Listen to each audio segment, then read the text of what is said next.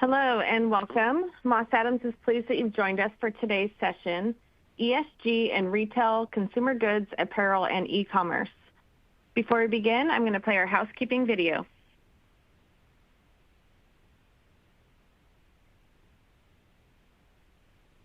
Welcome, and thank you for viewing our webcast series. Before we begin, please keep the following in mind. You can customize how you view our presentation and interact with the presenter. For better viewing, close all other applications and turn up your speaker volume. You can adjust window size and placement or enter full screen mode using the controls of the top right of the window or dragging the bottom right-hand corner to resize. At the bottom of your screen, you'll see a series of icons that relate to a different aspect of our session. You can download a PDF of today's slides from the Slide Deck and Handouts widget. You can ask questions by typing in the Q&A window and clicking Submit. We'll do our best to answer all questions or follow up via email. If you experience technical difficulty, refresh your browser by hitting the F5 key. This presentation is not legal, investment, or accounting advice. We encourage you to seek the counsel of a professional service provider to apply this content to your specific circumstances. All right, we have a couple great presenters with us today. We have Ashley Frizzell and Madison Poitras, both senior managers here at Moss Adams. Their bios and contact information are located in your console. And now I would like to turn the floor over to Ashley to tell us a little bit more about herself. Great, thank you. Nice to just be speaking with everyone today. Excited about the topic we've got. Just quick background on myself. I'm a senior manager at Moss Adams based out of our Seattle office. I've spent almost my entire career in consumer products and most of my career in public accounting as well, working at both Moss Adams and a couple other national firms on the Midwest and the West Coast, or the East Coast, excuse me. And I also spent a brief stint in private working at a couple of different companies, including a solar energy company. So ESG topics are near and dear to my heart. I'm an internal subject matter expert for our consumer products and manufacturing groups here at Moss Adams for ESG, and very excited to be speaking with everyone today. Madison, I'll let you go.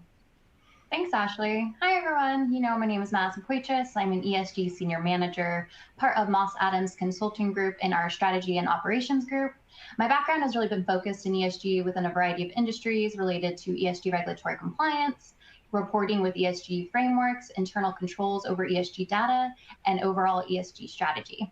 So as Ashley mentioned, we have a very exciting agenda today. So today we're going to cover what is ESG, the business case for ESG, ESG trends and challenges we are seeing in the retail and commerce industries, ESG regulatory updates and expected impacts, and then we're going to conclude with how can Moss Adams help in providing applicable resources. So without further ado, I'm going to jump into our learning objectives. So by the end of this webinar, we're really hoping you understand the fundamentals of ESG, those top of mind ESG items, including proposed and finalized regulations. Today, our lens will be focused on the United States and not internationally, and how that impacts your organization, specifically within the retail and commerce industries. All right. We are now going to jump into a brief overview of what ESG is. I'm sure many of you are already familiar with what it is, but for those that need a refresher, or maybe those who aren't as familiar, we thought it'd be good to provide a quick overview. So ESG is really a set of factors that businesses globally are using to help better capture and communicate decision useful information to a variety of audiences. It's really an opportunity for organizations to tell their story, whether that's taking credit for all of their ESG objectives, and honestly, many times it's acknowledgement of improvement areas and goals to be better in the future. So now we're going to break down each letter. So starting with the E in ESG, environmental. Environmental information includes considerations of greenhouse gas emissions, the use of water, the release of waste, and the use of other natural resources such as forests. It addresses not only the use of energy and physical resources, but it's also the transformation of the economy and value chain. So to give you a flavor, what are some environmental metrics? This can be energy usage ratios, this could be energy intensity, energy mix, water usage, environmental operations, and it can also be climate oversight and board oversight, climate risk mitigation metrics. Now moving on to the S, the social. So the social refers to resources contributed through relationships with humans. There are many ESG data points that relate to human resources. It can also be called human capital or human capital resources. These include information about employee turnover, diversity, and training. It can also include the protection of personal data that an organization collects. Some social metrics include gender pay ratio, employee turnover, gender diversity. It can be global health and safety metrics, human right metrics. And then last but not least, we have governance. Governance refers to how an organization executes its transactions and manages its business. So governance metrics could be board diversity, board independence, supplier code of conduct, ethics, and anti-corruption metrics. All right, switching gears here a little bit, where does ESG show up and where does ESG live within an organization? So from this visual here, you can see that ESG can add value to various operations within an organization, and it impacts a variety of stakeholders. So for example, ESG is now a large part of our compliance functions, from specific environmental or climate-related regulations, such as the California Senate bills, which I'll talk a little bit more about later in this webinar. ESG can also add value to the E in ESG within the tax group. You have investment tax credits, deductions for energy efficient buildings. Furthermore, ESG can add value reputationally for an organization by appealing to their stakeholders, by communicating their ESG goals and initiatives. From an industry perspective, an ESG report allows an organization to provide comparable data to support their competitive edge and by benchmarking against industry peers. So ESG is really a holistic approach that influences the entire business model and operations, and that's what this visual here is really trying to represent.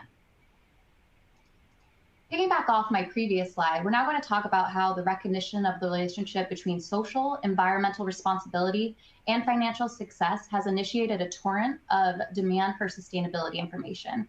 We've seen a large increase in demand for ESG data, and that demand has only increased in recent years due to a variety of reasons.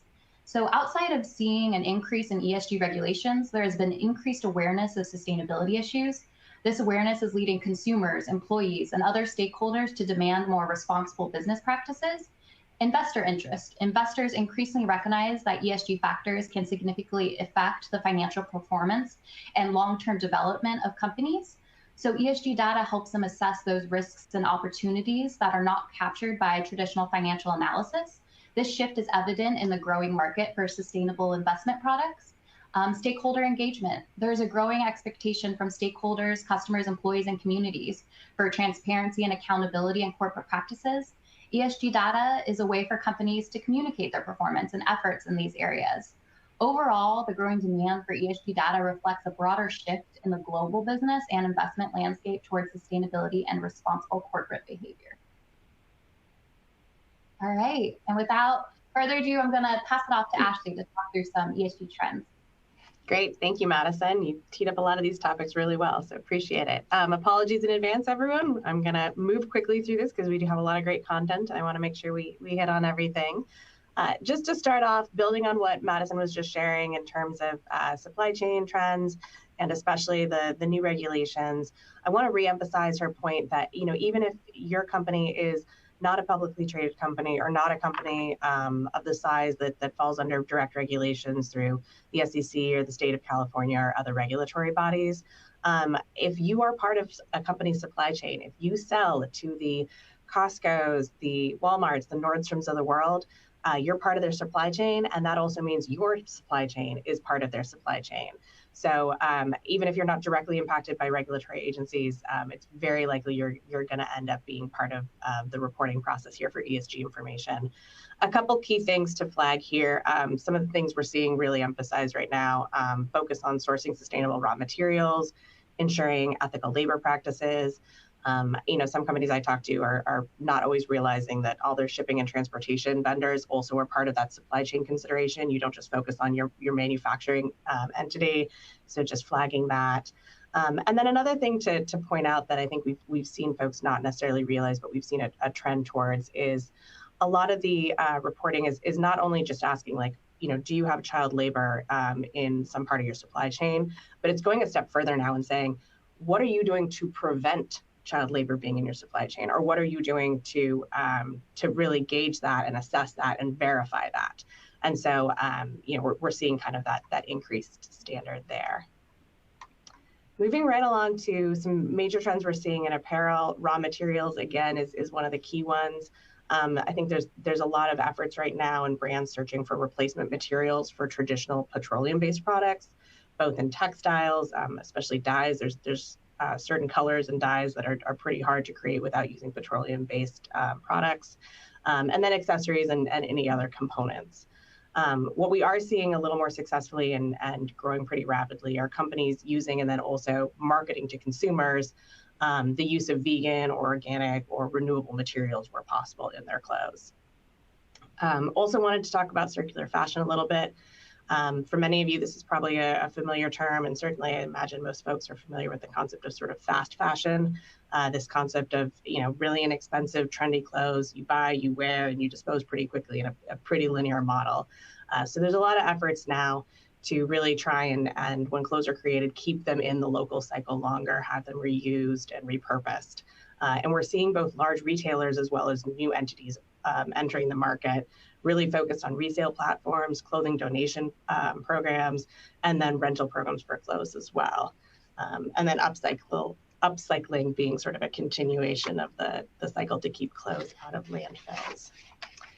Moving on to shipping and packaging trends, from a distribution perspective, a lot of the focus is on the energy being used by production and warehouse facilities, and considering programs like carbon offset programs or pulling in renewable energy where possible for those.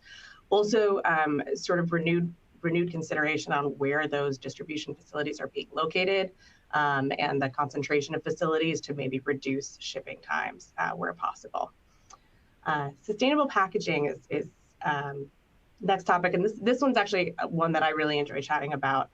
Obviously, everybody's seeing a lot of reduction in single-use plastics right now, trying to move towards recyclable or compostable packaging. But we're also seeing some companies really trying to get creative and think about eliminating unnecessary packaging or making changes to packaging. And one example that I witnessed with a company I was speaking with during 2023 is they had not only relooked at their packaging, but they'd taken a step back and tried to have a creative approach to their whole model and actually identified they had a consumer product that had sort of a rounded corner on a product. And they realized that they had to create extra packaging to protect that rounded corner and put their goods together on a pallet. And they realized that there was really no need for that rounded corner. And actually the manufacturing process could be done cheaper if they didn't have that rounded corner. And it would also then permit them to completely eliminate the packaging that related to that. So it was a complete win-win that from a sustainability perspective, they eliminated packaging entirely, but it also actually saved money in both the manufacturing of the actual physical good, as well as just not having to buy that packaging at all. So some cool creative solutions out there for those who are, kind of taking a step back and thinking big picture. E-commerce. Obviously, one of the big areas here is electric vehicles. Longer transportation, electric vehicle fleets have had more challenges, but looking at just that last mile delivery, it seems like there's been a lot of move towards electric vehicles there. So that's been exciting to watch. And I think there's a lot of continued push investment there. Other things, again, packaging, continue to reevaluate what consumers really need in terms of packaging when a product is delivered to their doorstep versus something they might be, picking up off a shelf at a retailer. Integrating technologies, AI, the obvious buzzword, with all the data points in e-commerce with really high kind of data rich environments, taking that information, trying to assess where there's some opportunities in ESG for efficiencies and sustainability. And then finally, just one example, for most of us who order things on Amazon, easy to think of, Amazon gives you the option now to select doing one delivery instead of multiple deliveries or picking a certain day. And so we're seeing some e-commerce companies trying to, really pull consumers into the conversation and think about ways that they can kind of buy into some of the ESG efforts there as well. All right, so B Corps. I'm assuming most people have probably seen, even if they didn't sort of process it, the B Corp certified little circular logo on a lot of products now, consumer products, also food and beverage products. This is something that I'm excited to talk to everyone about. B Corp stands for Beneficial Corporation, and this is something, it's a certification that companies can pursue and obtain. It's certified by a nonprofit entity called B Lab in the United States. And this is actually a global phenomenon. There's companies across the world that have pursued B Corp certification. And this is something that is really, really prevalent in the marketplace right now and growing really fast with a lot of consumer recognition. It's the idea behind this is it's a certification that indicates that a company has really substantially committed to both social and environmental efforts. And the way it works is there is sort of a group of metrics that a company can work towards, and they have to get a certain score across a group of metrics. So it's not a one size fits all, everybody has to hit the same exact achievements. It's something where you can kind of figure out for your company what the right combination is. And one thing that I'll mention is I've had some companies come to me and say, you know, when's the right time to pursue B Corp certification, or is that only for really big companies? There are really big companies that are B Corp certified, but the way it works is actually there's a tiered approach where, you know, large companies have one set of thresholds, medium-sized companies have different requirements, and then there's different requirements for small companies and even really early stage companies. And so this is something that, you know, if you're interested in looking at, because of the consumer recognition, it is a third-party designation that has a lot of reputational strength to it. You know, you can do this at any size. There's different criteria allowed. All right, so I'll move on with my last couple of minutes and just talk about and acknowledge some of the challenges in ESG specifically. There are plenty. It's a lot of changes here, and with change comes challenges, but obviously also opportunities. So a couple of key things to point out. Regulatory complexity. There's a lot of different regulatory entities out there right now coming out with ESG guidelines. Madison will talk through that shortly. But there can be significant expertise required to implement and to navigate some of these rules and terms. And so this is an area where external consultants or partners can be really helpful. Cost is also obviously always a consideration, especially when it comes to investing in new technologies, you know, considering hiring additional people to assist with the work, or making changes to your supply chain, which obviously can be onerous. External stakeholder pressure and consumer awareness is also something. This one to me kind of goes both ways. You can get a lot of pressure from different external stakeholders, including customers and consumers, to be implementing ESG efforts, but sometimes different parties have different priorities within the ESG world. And so just being aware of all your different stakeholders and kind of having a plan and balancing out where your priorities are and the timing of what you're working towards. And then finally, technology. Both to capture and report ESG information, as Madison was discussing, that the reporting of ESG information is pretty new, and there are actually a lot of different technology programs out there now to assist with this. But what I've heard from the market is, you know, none of them are perfect, and there's a lot of different ones with a lot of different features. So evaluating, you know, what your company needs and what your needs are versus what your needs will be going forward. You know, there's a lot of different options out there. And again, a good opportunity to maybe get some external help to help you kind of make the right decision because it is a new field. And then one final challenge wanted to end on. Greenwashing is a term most of you have probably heard at this point. It's been in the news a lot lately. There's a lot of litigation cases and fines for greenwashing issues right now. And those aren't just from regulatory bodies. In the consumer product space, especially apparel and footwear, there's been some pretty big names in the news in the last year of class action lawsuits actually pursuing companies because of specifically sustainability claims related to their products. And consumers really evaluating and saying, we don't think these claims are correct, or we think these claims are misleading.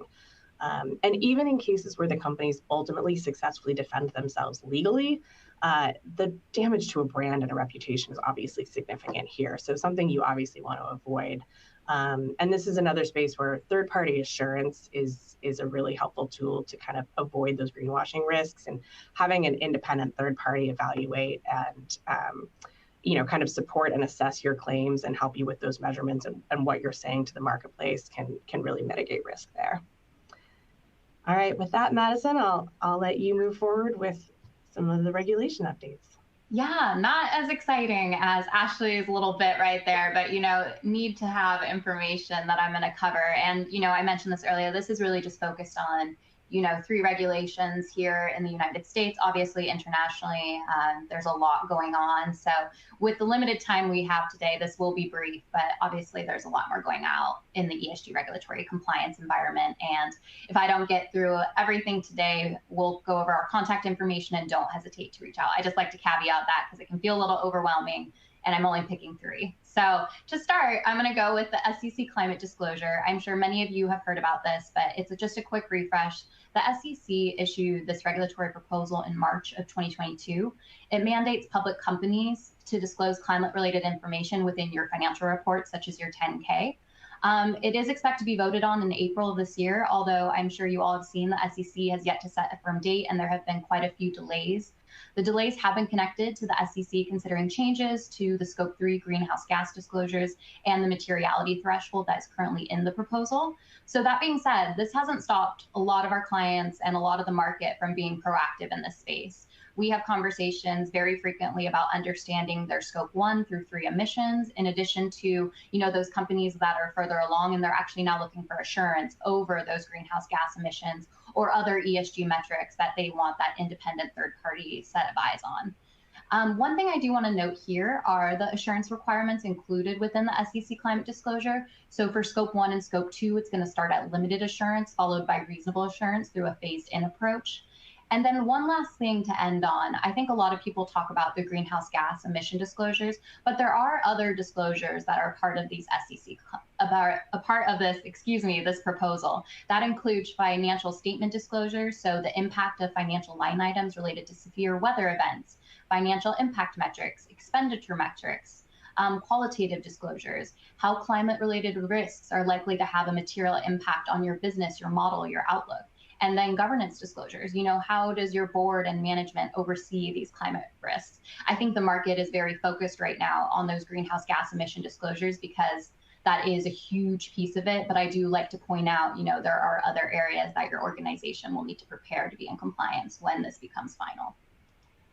Alrighty, so California has been very busy. So I'm going to talk about the California Senate Bill 253, which is also known as the Climate Corporate Data Accountability Act.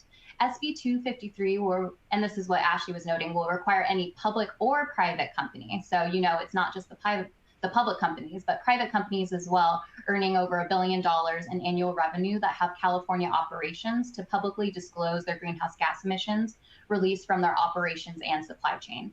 So subject companies will have to measure and report these greenhouse gas emissions in conformance with the greenhouse gas protocol. For some that might not be familiar with what that is, it's kind of the gold standard of carbon accounting. Entities will need to submit their emissions information to an emissions reporting organization that will be designated by CARB. CARB stands for the California Air Resource Board. The organization will develop a publicly accessible digital platform for the emissions data. So if companies fail to adhere to the demands of this law, they can face up to fines of up to $500,000 a year, according to this bill and how it's currently written. A little more details on this California Senate bill. So all applicable companies will need to disclose their Scope 1 and Scope 2 emissions starting in 2026, and then their Scope 3 emissions beginning in 2027 from the reporting entity's prior fiscal year. And then, similar to the SEC climate disclosure, this California Senate bill has that third-party assurance requirement. So Scope 1 emissions and Scope 2 emissions will be performed at a limited assurance level beginning in 2026, and then at a reasonable assurance level beginning in 2030. For Scope 3 emissions, it will be performed at a limited assurance level beginning in 2030 as well.